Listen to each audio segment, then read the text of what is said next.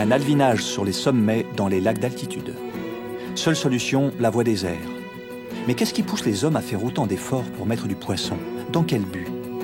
L'efficacité d'alviner semblerait remise en question aujourd'hui. Pourquoi? Qui s'y oppose? Nous avons souhaité en savoir plus. On nous avait parlé de gabegie financière, de résultats difficiles à apprécier, mais aussi de repeuplement obligatoire. Un coin de France entre montagne et plaine nous a paru totalement adapté à notre propos, les Pyrénées-Atlantiques. C'est un haut lieu de la pêche à la truite et au saumon. Notre souhait, rencontrer les gestionnaires et comprendre ce qui n'a pas fonctionné. Pourquoi, jusque dans ces vallées si prestigieuses dans leur parcours halieutique, tout a été chamboulé? Premier d'entre eux, Jacques Maisonnave, 50 ans d'affaires de pêche et presque 50 saumons à son actif. Le président de la fédération a un avis plutôt nuancé sur la question. La pisciculture du moulin de Guiroche à Salis produisait 300 000 truitelles. Il y en avait une autre à Sauveterre, 300 000, une autre à Navarinx, 400 000, une autre à Oloron. On dépassait le million d'alevins. On a mis ça partout. Résultat extrêmement faible. On ne peut pas dire que ça a été efficace. On a produit et le bilan est bien maigre. L'homme qui a passé sa vie au bord de l'eau connaît l'attachement du petit monde des pêcheurs à cette pratique. Que ce soit ici, sur le bord de l'Adour ou sur les rivières françaises, les gestionnaires ont la même interrogation. L'eau, c'est pas évident. Hein. La nature, on voit le lièvre courir ou le chevreuil sauter. Dans l'eau, on voit pas toujours les poissons. Si on les voit quand ils sont morts. Je crois qu'il y a un proverbe chinois, on ne se préoccupe pas du poisson parce qu'on ne sait pas qu'il pleure dans l'eau. Je trouve ce proverbe chinois magnifique parce que c'est vrai qu'il est plus difficile d'analyser la réalité d'une rivière et de ses cycles écologiques que de la nature, par exemple, d'un mammifère. Une situation obscure et trouble. Allons voir du côté de l'histoire. Dès l'Antiquité, le poisson est considéré comme une ressource primordiale. Les moines vont développer des techniques d'élevage dans les étangs. C'est au XVe siècle que l'un d'entre eux, Dom Pinchon, découvre un moyen de féconder artificiellement les œufs. La méthode reste secrète durant 3 siècles. Ce système est redécouvert au XVIIIe par un Allemand, Jacobi. En France, un traité général des pêches évoque la révélation germanique. C'est sur les bords des rivières des Vosges que la pisciculture française va faire un grand pas, grâce à 2 pêcheurs amateurs. Ces 2 personnes ne sont pas des gens qui font partie d'associations, ce sont vraiment des gens du peuple, qui ont observé dans un cours d'eau la fécondation naturelle et qui ont dans l'idée de reproduire cette fécondation en se disant pourquoi pas, ça permettrait de repeupler des cours d'eau. Après moult tâtonnements, ils réussissent un alvinage massif dans les lacs et les rivières de la région. C'est un aubergiste du coin qui saisit l'importance de la découverte. Il alerte aussitôt la Société savante des Vosges. L'histoire miraculeuse arrive à l'oreille des scientifiques parisiens. La première conséquence, c'est la décision impériale d'établir une piscifacture, donc un établissement de recherche qui serait destiné à produire des œufs et produire des alevins. Et cette piscifacture, ce sera la piscifacture impériale de Huningue, qui est fondée par Victor Coste en 1852. Elle prend le nom de Château des Poissons. Victor Coste le dirige et son influence au plus haut niveau, il est le médecin personnel de l'impératrice, lui permet de bénéficier de crédits illimités. Dans l'idée de Coste, c'est pas recréer la nature, c'est artificialiser la nature. C'est faire de la nature une industrie. Il y a des textes de Coste qui disent très clairement une nouvelle industrie des eaux. Ce n'est pas un conservatoire naturel qu'il met en place, c'est vraiment une nouvelle branche industrielle.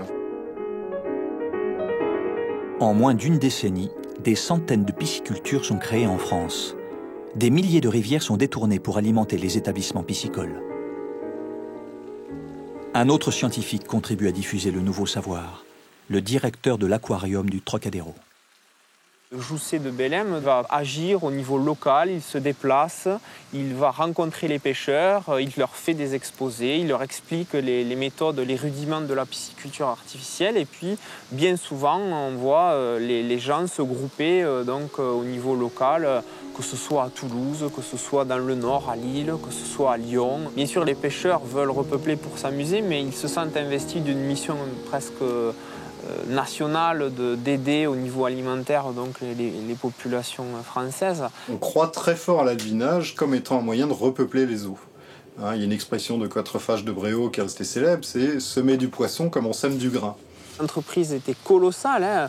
Lister les espèces de poissons, lister les différents cours d'eau, mettre en place des réserves, etc. Jousset de Bellem, dans les archives, le dit très bien. Il dit que les pêcheurs locaux constituaient un relais privilégié pour procéder à ces différentes opérations de repérage du milieu. Donc on peut dire que vraiment la pisciculture est un élément fondateur dans l'élan associatif des pêcheurs. 15 à 20 000 pêcheurs se regroupent dans les centaines de sociétés de pêche qui voient le jour à la fin du 19e siècle. Tout s'accélère et les méthodes divergent. On a eu tendance, historiquement, à vouloir gagner du temps et à mettre des poissons qui sont à la taille capturable ou proche de la taille capturable. Et en fait, là, on se confronte à deux logiques différentes.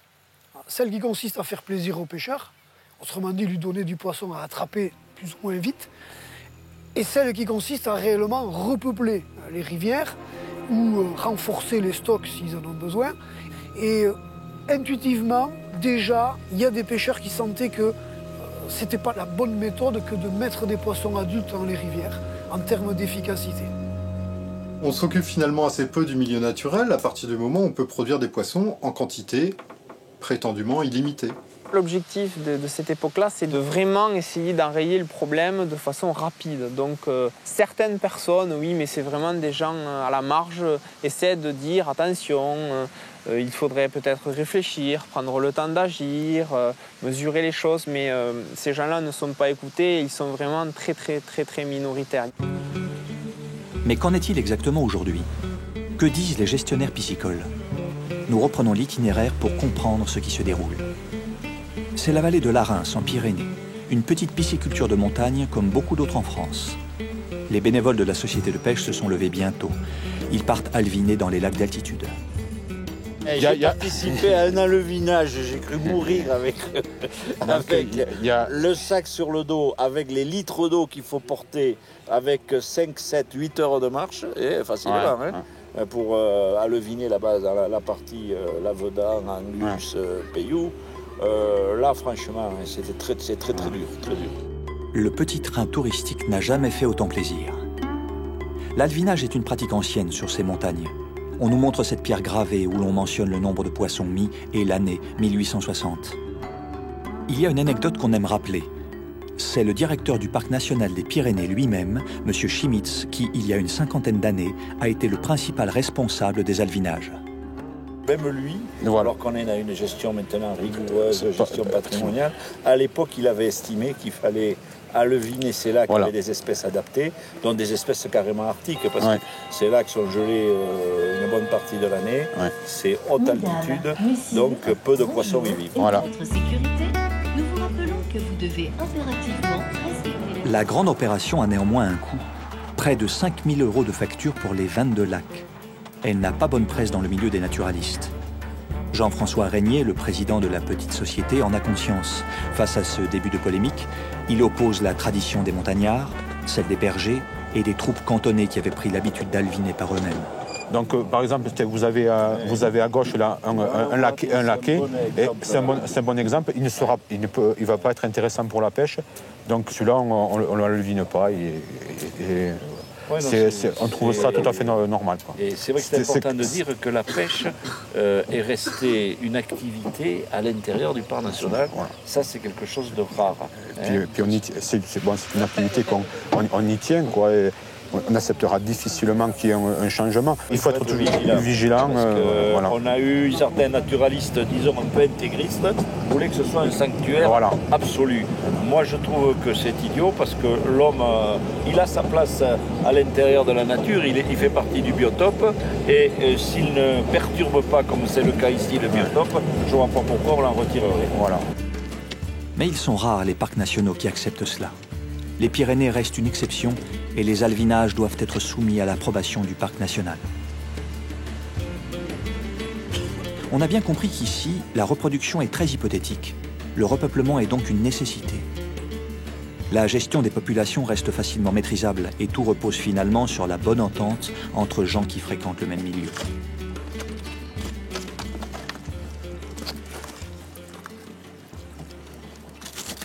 Ouais, donc Là, vous voyez qu'il y en a certains qui s'acclimatent plus que d'autres et ils sortent déjà. Mais il faut éviter un choc thermique entre l'eau du bassin qui était à 10 degrés et celle-ci qui doit être à peine à 4 ou 5. Quoi. Donc les zones choisies là, pour le déversement des sacs, ce sont ces zones là où il y a des pierriers qui permettent aux alevins de se cacher assez rapidement. Parce que comme ils ne sont pas habitués encore à ce milieu, ils risquent d'être des proies faciles pour les poissons qui sont déjà dans le lac. Et puis le temps qu'ils trouvent leur zone.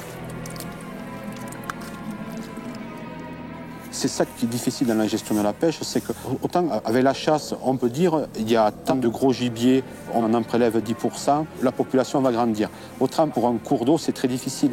Il y a des gens qui voudraient qu'on fasse toute de la gestion par de la réglementation, il y a de la gestion qui doit être faite par le bon sens. Et c'est le bon sens qui sauvera la pêche, pas que la réglementation.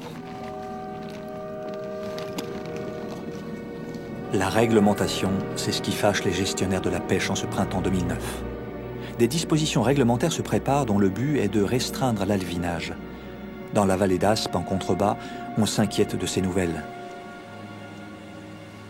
La Gaule aspoise, c'est une petite association de pêche comme beaucoup d'autres en France. Son président, Louis Pédebidou, depuis près de 10 ans à la tête de la société de pêche, est plutôt circonspect sur cette remise en cause.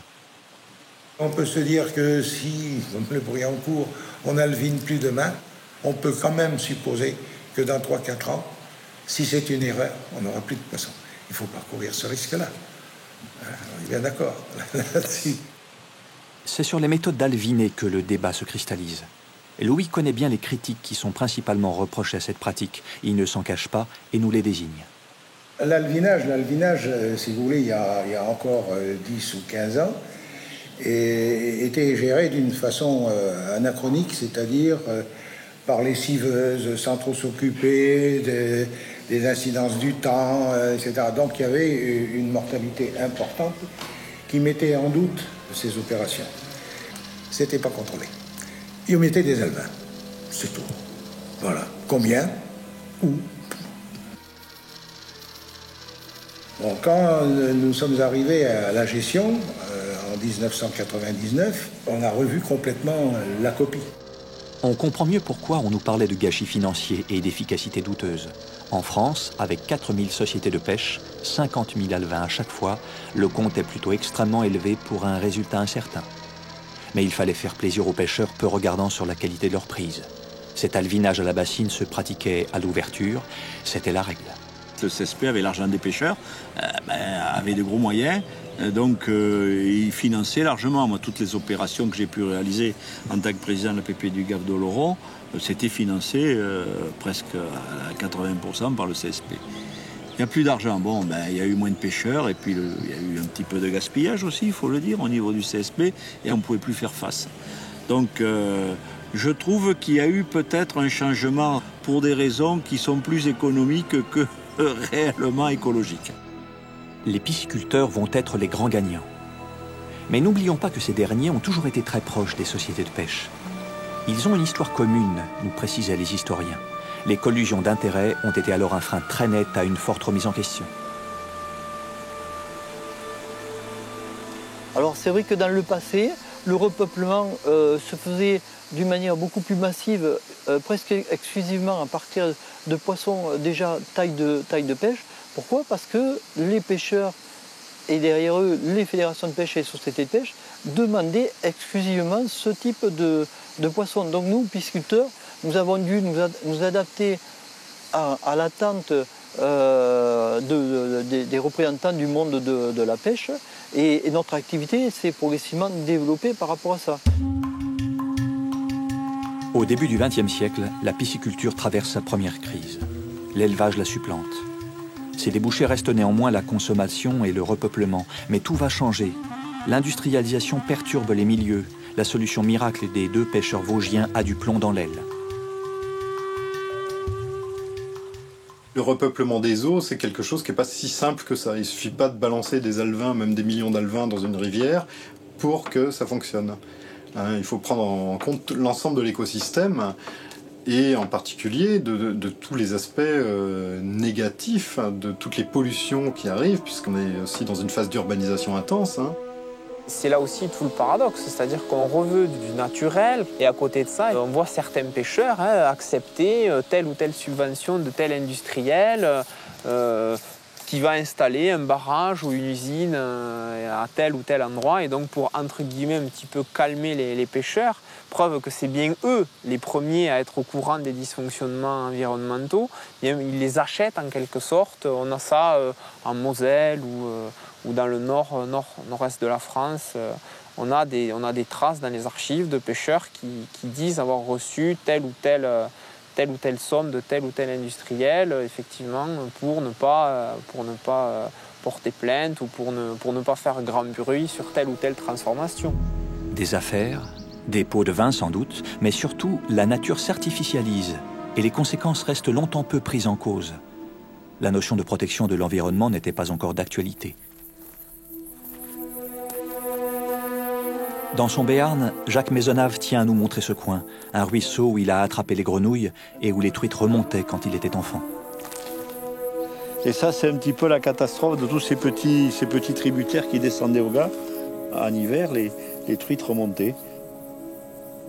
Alors voilà la végétation qui pousse, ça c'est les nitrates, c'est extraordinaire. On trouvait des truites là, c'est étonnant, on se dit dans ce peu d'eau, on trouvait des truites qui frayaient et qui repartaient au Gave. Et les alevins, à la première crue, dès qu'il y avait des pluies de printemps, et il pleut beaucoup au printemps, hop, ils dévalaient, ce qui fait que ça faisait un système qui était complet, à la fois d'alimentation par le Gave, redescendre des truites, et cela multiplié par des dizaines, parce que c'est des dizaines et dizaines de petits ruisseaux qu'il y a tout le long du Gave, multiplié par des dizaines et des dizaines de rivières, ça faisait une reproductivité extrêmement importante. La déconnexion de ce qu'on appelle le chevelu des rivières a touché toute la France. Et c'est là qu'on saisit combien les capacités des zones de reproduction ont été laminées. Un phénomène qui nous amène naturellement à nous interroger sur la biologie de la truite et à mieux saisir les aléas de la reproduction. La truite est un poisson d'eau froide, donc ça se passe en plein hiver. La truite enterre ses œufs dans le gravier. Elle creuse un nid, elle pond dans ce nid, la fécondation par le mâle a lieu immédiatement, et elle recouvre cette poche d'œufs de gravier en creusant un nouveau trou un petit peu plus en amont, ça bouche le précédent. Elle peut comme ça déposer 6-7 poches d'œufs. Donc on se retrouve avec un œuf fécondé enterré dans le gravier. Première partie de l'incubation, très fragile. Le moindre choc, l'œuf meurt. Ce qui veut dire qu'il y a des aléas naturels de type crue, la rivière monte, le courant s'accélère, le gravier bouge, tout peut crever en quelques heures. À la fin de l'incubation, l'alevin sort de cet œuf, il est toujours sous le gravier, et il sort de cet œuf avec sa vésicule vitelline, et il va rester dans ce gravier jusqu'à ce qu'elle soit quasiment résorbée. Là, il ne nage pas. Il est coincé entre des cailloux, entre des graviers, dans des petits espaces, et il est complètement passif. Si de temps en temps, du gravier s'en va et qu'il se retrouve presque à fleur du banc de gravier, il aura tendance à se tortiller pour s'enfoncer plus profondément parce qu'à ce stade-là, il fuit la lumière. Lorsque sa vésicule est résorbée, il va avoir une inversion de polarité par rapport à la lumière et il va être attiré par la lumière. Et ça fait partie des métamorphoses de la larve à ce stade-là. Il va donc sortir du gravier et être attiré par la nourriture avec quelque chose de nouveau qu'il ne connaît pas et qu'il découvre et qui est sa bouche. Les Pyrénées-Atlantiques ont été le berceau d'un objet qui va révolutionner les pratiques de l'alvinage. C'est sur ces rivières du côté de Saint-Pé-sur-Nivelle qu'il y a plus de 50 ans, Richard Vibert invente une petite boîte qui fera le tour du monde. L'anecdote veut que Richard Vibert ait eu l'idée de cette boîte et l'ait expliqué à M. Cabillon de Bidaraï avec un paquet de cigarettes, je crois que c'était des gitanes qui fumaient à l'époque, et avec un couteau il avait fait des trous comme ça pour lui expliquer un petit peu son idée. Et c'est de là que c'était parti, ils avaient ensuite déposé un brevet et lancé la fabrication. Son fonctionnement est fort simple. On met à l'intérieur un millier d'œufs, Il donne naissance au bout de 4 semaines à environ 850 alevins. Ils possèdent une poche, riche en réserves nutritives, qui leur permet de se nourrir. Et c'est seulement au moment où elle sera résorbée qu'ils se faufileront par les fentes à l'extérieur. En France d'abord, ça a eu beaucoup de succès. Et puis, assez vite, ça s'est étendu. Et ça a été couronné de succès dans la mesure où c'était bien fait. Après, c'est vrai qu'on a vu des cas où des boîtes vibères ont été mises dans des endroits qui ne convenaient pas, n'ont pas été enterrées suffisamment, etc. Et à ce moment-là, on s'est rendu compte que ça ne marchait pas. Mais assez vite, les gens ont compris que quand c'était bien fait en pisciculture et que c'était bien fait sur le terrain au moment de l'installation des boîtes, eh bien, on trouvait des boîtes vides, donc ça marchait bien. La boîte de l'enfant du pays a été vendue à plus d'1 million d'exemplaires à ce jour. Est-ce que la nouvelle trouvaille, l'Alevibox, récompensée au concours Lépine, aura le même succès? Son concepteur, Michel Salanave, est un pêcheur de la vallée d'Ossau. Les Pyrénées ont réellement inspiré les inventeurs. Un des atouts de l'Alevibox, c'est justement d'adapter le poisson à son nouveau milieu. Je rappelle que c'est des poissons qui ont été élevés en pisciculture pendant 3 mois, peu, mais quand même 3 mois. Donc maintenant, il faut leur faire oublier ce milieu et il faut les intégrer dans le milieu sauvage. Alors, le fait de les avoir enfermés dans une cage, ça permet de les fixer et de les cantonner à l'endroit où l'on souhaite repeupler.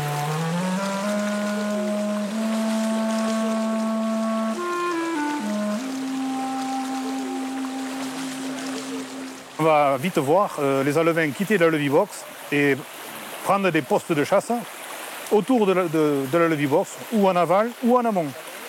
On a vu des alevins remonter le ruisseau à peine sortis de la cage.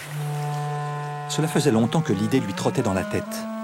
Ce chasseur de palombes a repris le principe des pigeons volants, ces appelants nourris autour de la palombière pour ne pas qu'ils s'écartent. C'est en hiver qu'il a fait ses premières expériences avec des œufs. Au bout de 6 semaines, les alevins passent dans un autre compartiment plus large. Ils vont se développer à l'abri des prédateurs pour être plus tard libérés. Ici, la Golaspoise est d'accord pour l'expérimenter. Donc c'est ce qu'on fait aujourd'hui avec des alevins. J'espère qu'on va le faire cet hiver avec des œufs. Tout le monde est un peu attentiste. C'est trop nouveau, c'est trop innovant. Je rappelle que depuis la boîte d'hiver, il n'y a eu aucun autre système d'inventer ou de proposer aux fédérations ou aux APPMA.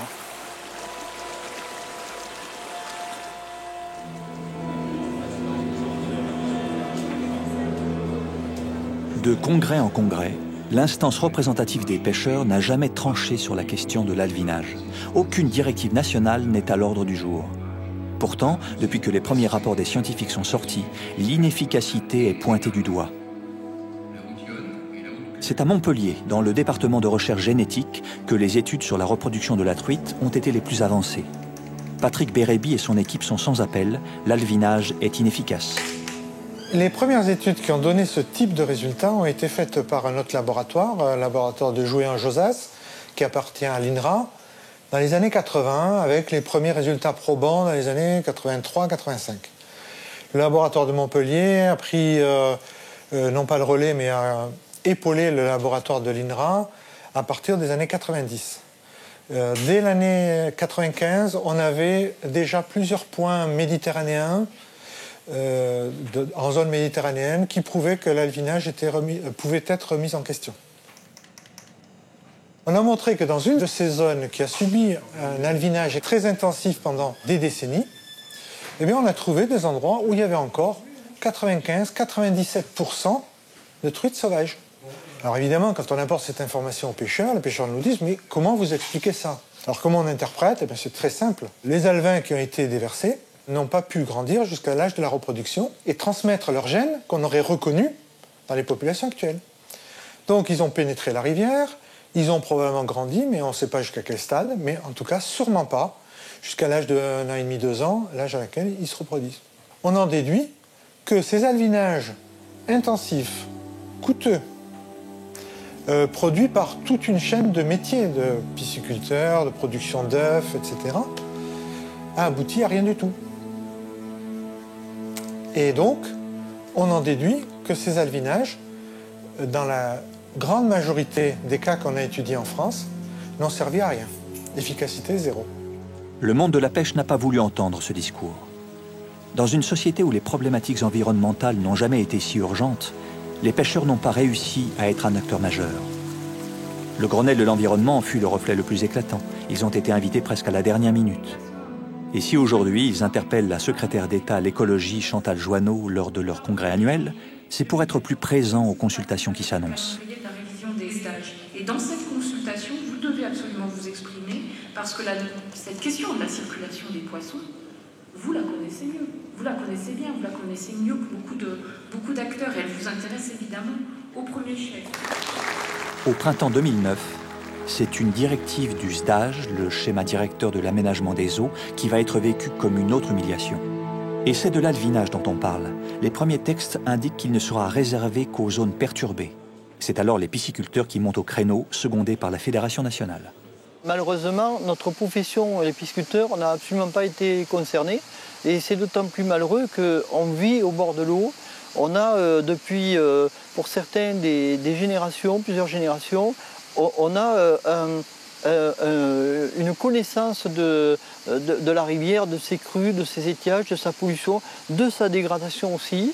Tout ça, on l'a vécu et c'est dommage que les agences de l'eau ne nous aient pas intégrés, d'autant plus que derrière, ce sont des mesures qui, pour certaines, sont susceptibles d'impacter très fortement nos activités.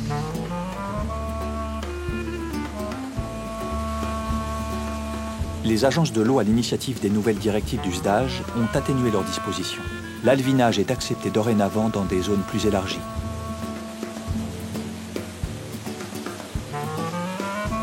Le secteur de la pisciculture n'est pas un monde homogène. À côté des grands groupes industriels qui produisent 80% du tonnage en direction du secteur alimentaire, la majorité des pisciculteurs restent des exploitations familiales. Leur débouché, la pêche de loisirs avec près de 30 millions de tonnes de poissons. En France, les 300 pisciculteurs privés qui représentent environ 10 000 emplois directs et indirects avaient des raisons d'être inquiets. Opposer finalement ce qu'on pourrait baptiser la qualité des eaux avec l'action de mettre du poisson dans une rivière, opposer ça me paraît tout à fait antinomique. Pourquoi ? Parce qu'on met en avant peut-être des cas extrêmes pour justifier une mesure qui, elle, sera générale sur tout le territoire quasiment. Alors qu'il y a sur le terrain toutes sortes de situations. Vous avez des endroits, je crois qu'on peut le dire clairement, dans des lacs en haute montagne par exemple, qui sont des milieux très très purs, mais si on ne met pas dans le vin pour faire les futurs poissons avec lesquels vont se régaler les pêcheurs, c'est des milieux qui seront complètement stériles. Ensuite, plus en aval, vous avez un chevelu de ruisseau où effectivement il peut y avoir des souches autochtones, où effectivement on peut se poser la question de l'intérêt ou pas de faire du repeuplement vu qu'il y a des souches autochtones, mais aussi réfléchir à la pression de pêche et est-ce qu'il y a assez de poissons naturellement pour répondre à ces attentes. Et puis plus en aval dans la rivière, où on a souvent des matières en suspension qui viennent colmater les frayères, vous avez de la bonne qualité d'eau, mais il n'y a pas de repeuplement, de reproduction naturelle. Donc si on ne fait pas de repeuplement, là aussi il y a un problème. Voilà, il y a toutes sortes de situations, des rivières de plaine qui peuvent se prêter pendant une partie de l'année à la pêche, mais sur lesquels il n'y a pas de frayère. Vous avez des cours d'eau comme dans les Landes qui sont magnifiques, qui sont de très bonne qualité, mais sur lesquels si on ne met pas de poissons, demain c'est fini, il n'y a plus de pêche à la truite possible, et d'une manière globale, plus de pêche aussi, quoi. Il y a des endroits où, pour des raisons qu'on ne peut pas définir scientifiquement, où la truite d'alvinage s'est installée à 90%, 100%, en particulier à l'aval des rivières. Donc, le scientifique ne peut pas dire il faut arrêter tous les alvinages. Simplement, on a donné des indices pour savoir dans quel cas on peut encore alviner, dans quel cas il ne faudrait plus alviner. Je ne peux pas dire si le nombre de rivières ou de stations dans lesquelles on peut encore alviner sera suffisant pour maintenir les piscicultures françaises dans leur multitude actuelle.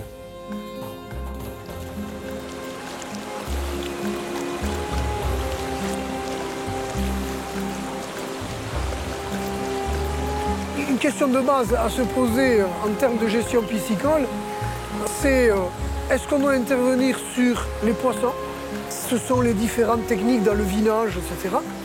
Ou est-ce qu'il vaut mieux pas intervenir sur le milieu? Dans le milieu qui est là, pourquoi est-ce que les populations qu'on devrait trouver ne s'y trouvent pas? Ou alors s'y trouvent en mauvais état? Il y a un problème. À noter quand même qu'il ne faut pas s'arrêter à la première explication venue, parce qu'en règle générale, les problèmes environnementaux sont multifactoriels. Il y a rarement une cause toute seule. Généralement, il y a plein de causes qui s'ajoutent les unes aux autres. Et il y en a peut-être une ou deux qui dominent, mais il y a aussi les autres. Et il faut essayer de lever successivement ou conjointement les points de blocage. Alors, remettre du poisson, s'il y a un point de blocage majeur, ça revient à mettre une emplâtre sur une jambe de bois, puisque les poissons qu'on va mettre, qui de toute façon proviennent directement ou indirectement d'élevage, etc., même si la souche est locale, ces poissons-là ne vont pas être plus résistants que les sauvages qui ont disparu. Les scientifiques disent, avant d'agir, donnez-vous les moyens de savoir comment il faut agir. Par exemple, si vous avez une rivière qui contient une forme naturelle qui est là finalement depuis au moins les dernières glaciations, parce qu'il y a 20 000 ans, il y a eu de gros bouleversements dans les rivières. Donc c'est une diversité qui s'est créée par l'adaptation au milieu et qui est précieuse parce qu'on ne pourra pas la remplacer, puisqu'elle a mis 20 000 ans à se peaufiner, à se perfectionner. Donc c'est quelque chose de riche qu'on ne peut pas remplacer une fois qu'on l'a détruit.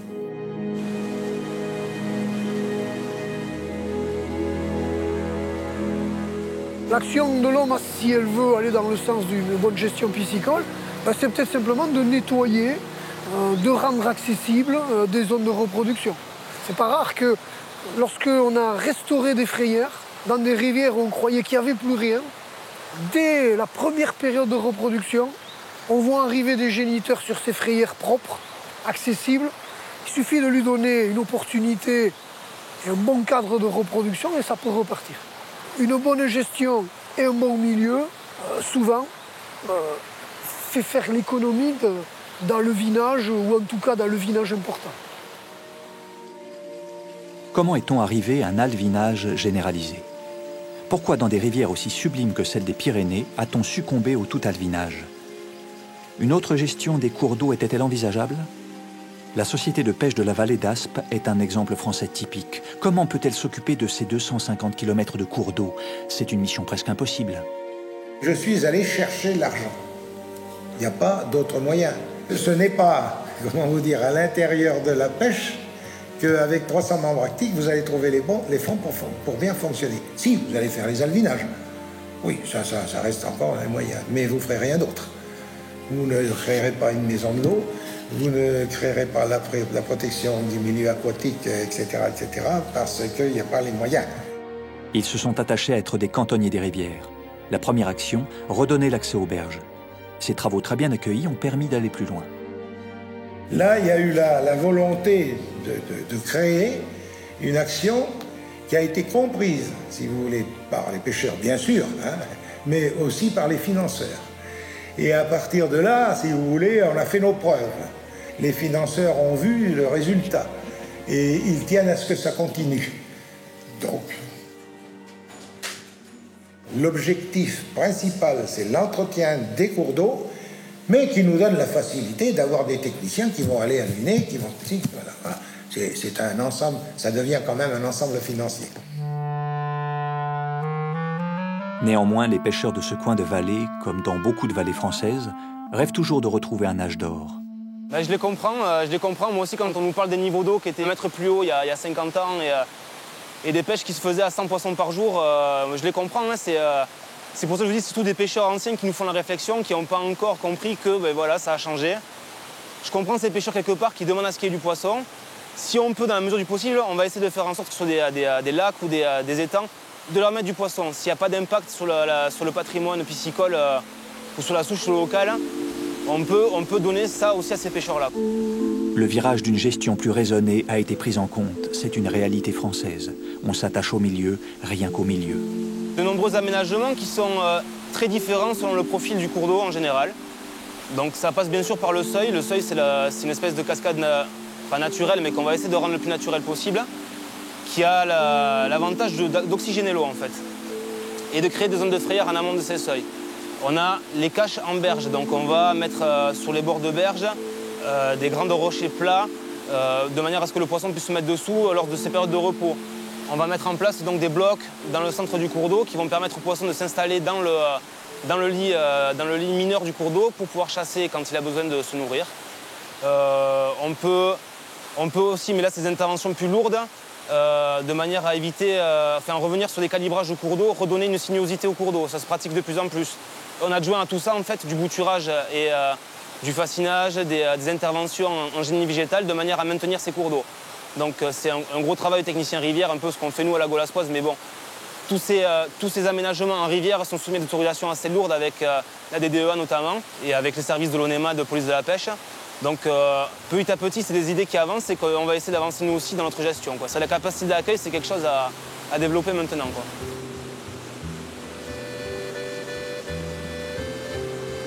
Ce qui a été beaucoup apprécié, si vous voulez, dans cette action-là, c'est que non seulement on a favorisé, si vous voulez, le milieu, hein, mais en plus de ça, on a créé de l'emploi. Et ça, aussi bien pour les hommes politiques que pour tout le monde, pour les habitants de la vallée, c'était remarquable. Et oui, voilà. Mais c'est aussi une question de volonté, quoi. Hein. Voilà. Il faut avoir des perspectives.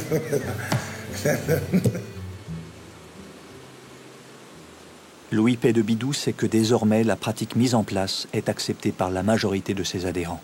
Il nous confie même qu'il a décidé d'arrêter d'alviner sur son petit ruisseau qu'il connaît depuis 80 ans. Mais attention, rien n'est figé. Ça ne veut pas dire que dans 2 ou 3 ans, on ne sera pas appelé à alviner de nouveau. Ça ne veut pas dire. En définitive, ce n'est pas une science exacte. C'est le bon sens. Hein? C'est le bon sens. On fait bien ou on fait mal. D'accord. Mais il faut faire quelque chose. C'est tout. C'est pas la peine d'être là pour regarder. Hein?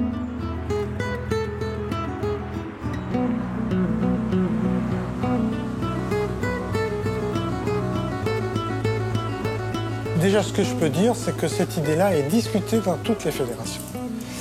Alors que, on va dire 10 ou 15 ans en arrière, cette idée-là était choquante et non discutée dans une bonne partie, je ne saurais pas dire des chiffres, mais une bonne partie des fédérations.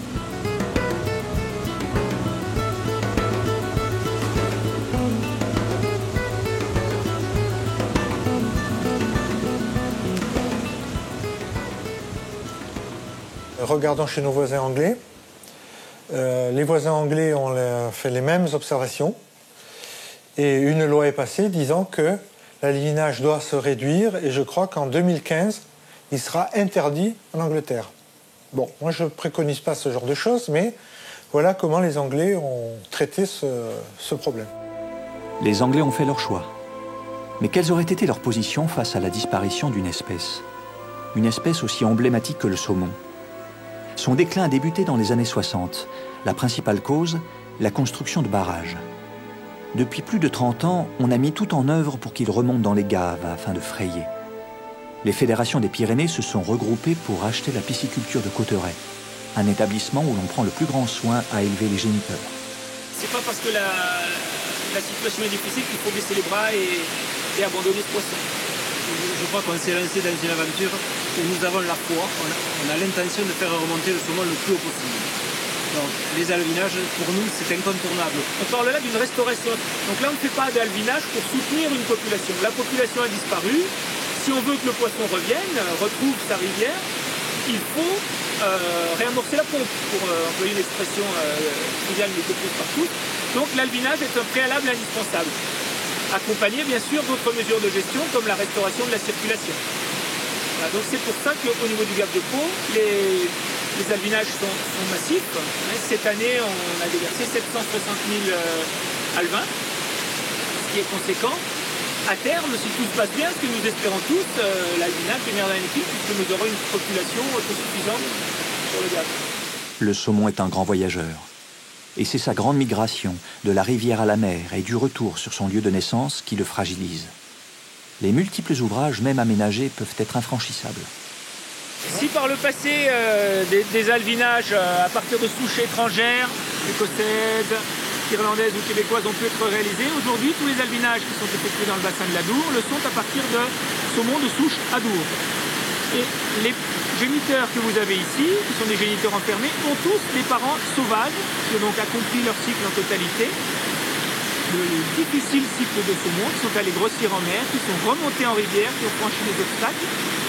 Et aucun de ces géniteurs n'est lui-même issu de géniteurs enfermés. Ce sont tous des poissons issus de géniteurs sauvages. Sur le Gave de Caux ou sur les autres gaves ou sur les autres rivières en France, lorsqu'on réussit la réintroduction des saumons, ça veut dire que toutes les autres espèces vont pouvoir profiter de toutes les installations qui seront mises en place. Et pour nous, gestionnaires, c'est super important. La grosse inconnue qui reste encore sur le saumon, c'est ce qui se passe en mer. C'est la grosse inconnue qui risque de pénaliser les programmes de restauration en cours. C'est que depuis une vingtaine d'années, une quinzaine d'années, sur l'ensemble de la zone du nord de l'Atlantique, les différents gestionnaires qui suivent les populations de saumon observent une baisse importante de la survie en mer. Le butin est maigre après tant d'efforts. Chaque année, moins de 2000 saumons remontent les gaves. Des mesures internationales préconisent d'interdire sa pêche en mer, seule solution pour mieux gérer et valoriser cette population. Le saumon sauvage ne serait alors dédié qu'aux pêcheurs d'estuaires et sportifs. Mais ce poisson nous apprend beaucoup sur le nouveau rôle que les pêcheurs de ces régions se sont attribués. Le saumon a su rassembler les énergies autour de la préservation des rivières. Cette rivière-là, elle appartient à tout le monde. Elle n'appartient pas aux pêcheurs, elle n'appartient pas aux kayakistes qu'on vient de voir passer. Elle appartient à tous les Français. Et là, moi je dis, quand dans une rivière comme ça, on maintient du saumon, on défend l'intérêt général. Parce que qui dit saumon, dit qualité d'eau, dit label de qualité, dit belle rivière. Jacques Maisonnave fut l'artisan de cette aventure. C'est lui qui a fondé Migradour, le regroupement des associations pour le retour du saumon. Les poissons, au moment de la reproduction, ne vont pas aller tous pondre au même endroit, mais vont au contraire se dispatcher dans un très grand nombre d'affluents. S'il y a un gros problème dans un affluent, dans 2 affluents, dans 3 affluents, il n'y en aura certainement pas dans tous à la fois. Et donc, le gestionnaire, il doit tout mettre en œuvre pour que la population de poissons puisse coloniser un maximum de frayères dans les endroits les plus diversifiés possibles. Et pour ça, il faut compter sur un maximum de pêcheurs, de sociétés de pêche, de bénévoles, beaucoup de motivation. Mais je suis persuadé que l'enjeu en vaut la chandelle. Les fédérations ont été projetées au cœur de la bataille de la qualité de l'eau. Est-ce que les nouveaux adhérents seront prêts à relever ces défis ?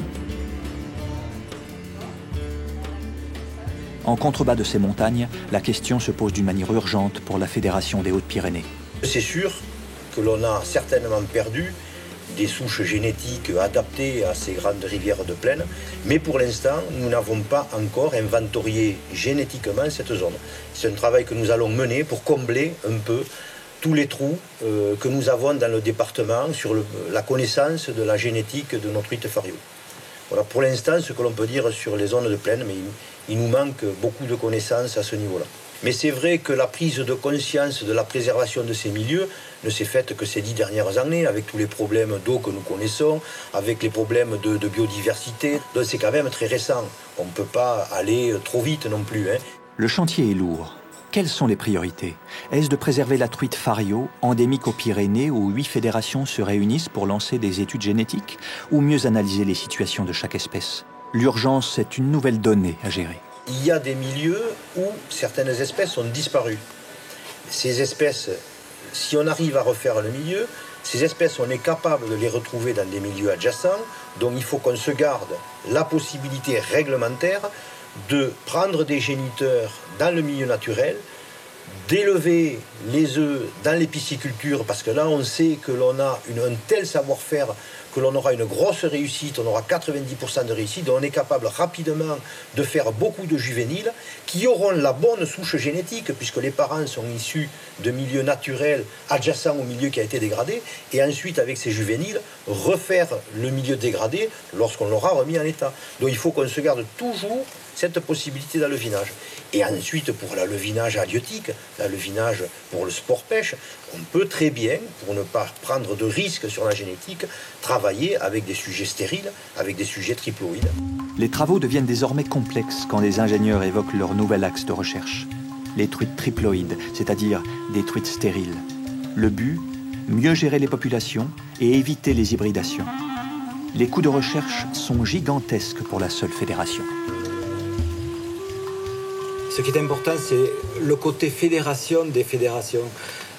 À partir du moment où on sera 8 fédérations à partager un même projet, on aura plus de force pour être écouté au niveau des pouvoirs publics et bien sûr pour pouvoir récupérer des finances pour justement faire des études sur la truite fario en particulier et sur d'autres espèces, je l'espère.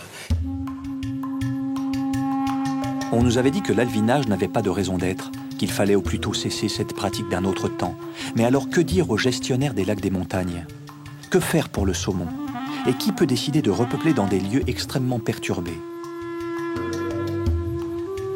Et là, dans ces grandes plaines à maïs au nord du département des Pyrénées, quelle est la solution?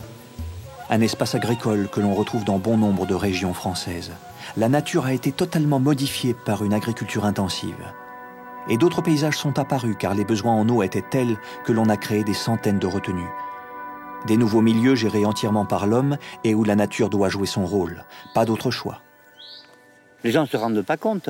Les gens ne se rendent pas compte qu'un brochet de 10 kg vaut 14 € le kilo pour un poisson, là, plus d'un kilo. Donc 10 kg. 10 kg, ça fait 140 €. 140 € le poisson. On a quelques cendres et quelques brochets qui dépassent les 10 kg. Aller mettre des alevins, c'est leur donner de la nourriture très chère. Donc peut-être qu'il vaudrait mieux lâcher des vers de terre à ce moment-là.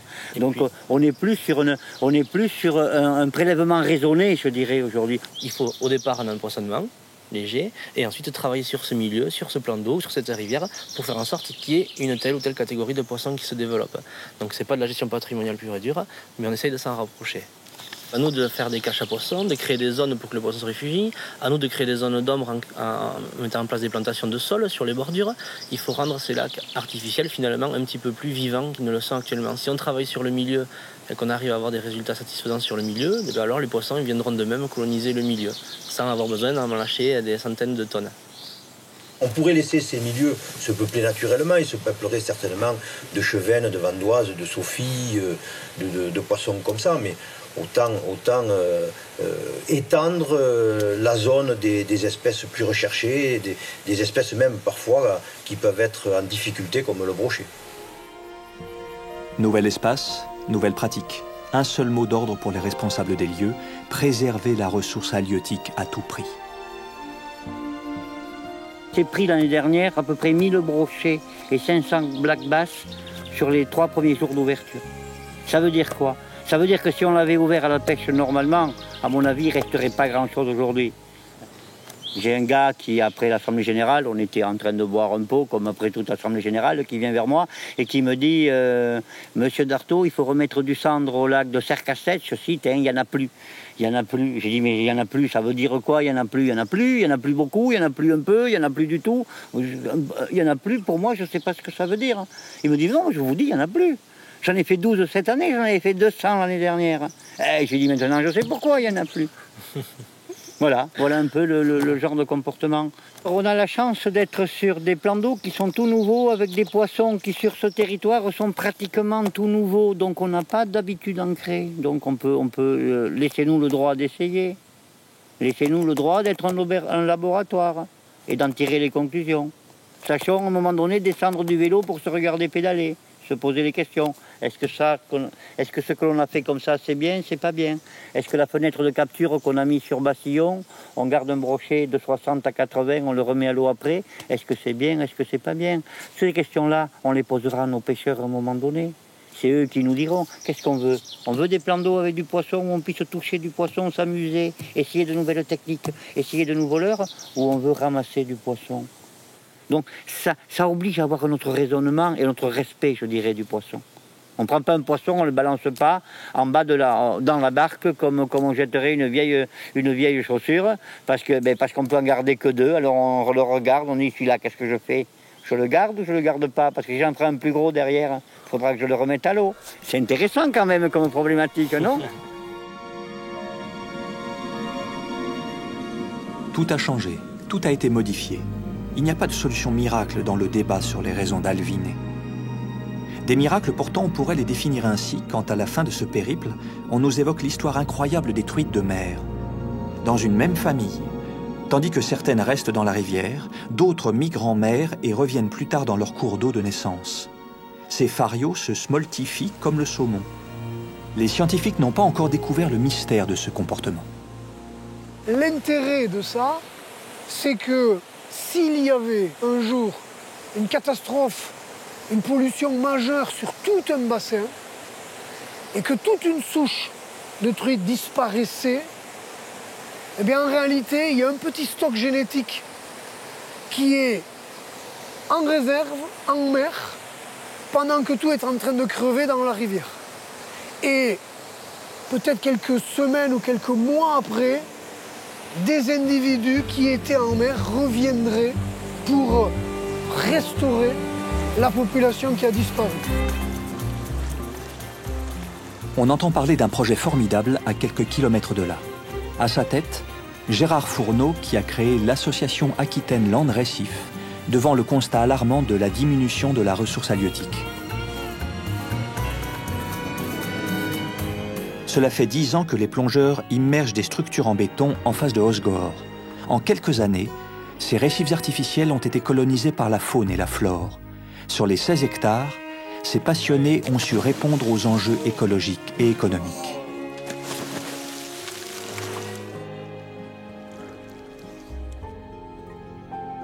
L'homme, face à ces nouveaux défis, semble avoir réussi à aider le milieu à se reconstituer. La leçon de cette histoire si singulière, qui nous a permis de parcourir des hauts sommets jusqu'aux profondeurs de la côte atlantique qu'une partie de cette région, est de découvrir que l'histoire de l'humanité a toujours été liée à son environnement. Affaire à suivre.